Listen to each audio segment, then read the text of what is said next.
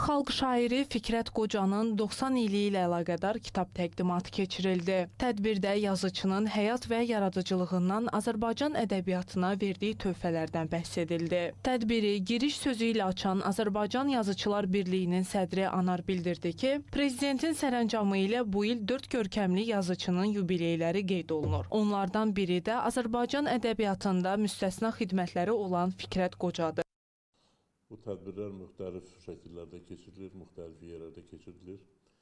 Fikrətin tədbirləri də bir neçə yerdə keçirilib. Biri də son günlərdə Ağdaşda biz getdik, orada keçirdik. Və 23-də də Filarmoniyada demək, təntənəli gecə olacaq. Bugün isə biz həm Fikrətin yubileyini burada onun doğma yuvasında Yazıçılar Birliyində qeyd edirik. Həm də bu kitabın təqdimatını keçirdirik. Bu kitabı hörmətli Gülxanlı xanım Pənah hazırlayıb. Burada demək Fikrət Qoca haqqında olan məqalələrdir, xatirələrdir və sonunda onun bir neçə şeiri də verilib. Onun bəzi fikirləri də verilib. Çox qiymətli bir kitabdır. Mən sizə təbrik edirəm bu kitab münasibəti ilə. Tədbirdə çıxış edən yazıçı və mədəniyyət xadimləri şairin yaradıcılığından söz açdılar. Kitabın müəllifləri Gülxani Pənah, Salatın Əhmədli kitabın ərsəyə gəlməsindən danışdılar. Mənim dərindən tanıyan insanıq. Onun haqqında yazılan bu kitab ən sambalı əsərlərdən biridir.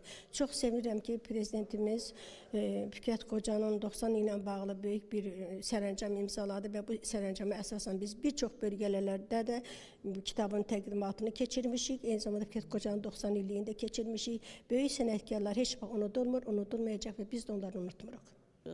Fikrət Qoca, bizim ədəbiyyatımızda Fikrət Qocanın öz xüsusi dəsti xətti var, öz xüsusi yeri var. Onun şeirlərindəki məzmun, mövzu rəngarəngliyi, eləcə də sadə həqiqətlərin bədii dillə ifadə olunması, yəni ki, özünü göstərir, onun şeirlərinin əsas xüsusiyyətidir. Və Fikrət Qoca ümumiyyətlə həm də ictimai xadim kimi, yəni ədəbiyyatımızın təbliğində, mədəniyyətimizin təbliğində böyük rolu olan bir şairdir.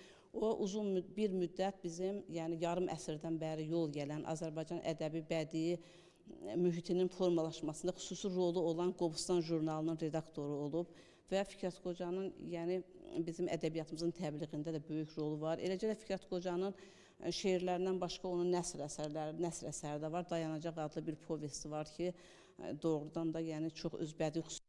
Xatırladaq ki, Fikrət Qoca çap etdirdiyi şeir kitablarında vətən məhəbbəti, vətənpərvərlik duyğuları, insan və zaman haqqında düşüncələri öz əksini tapıb. Sadə, lakin mənalı dili oxuculara hər zaman təsir edib. Qələmə aldığı əsərlərinə görə zaman-zaman müxtəlif mükafatlara layiq görülüb.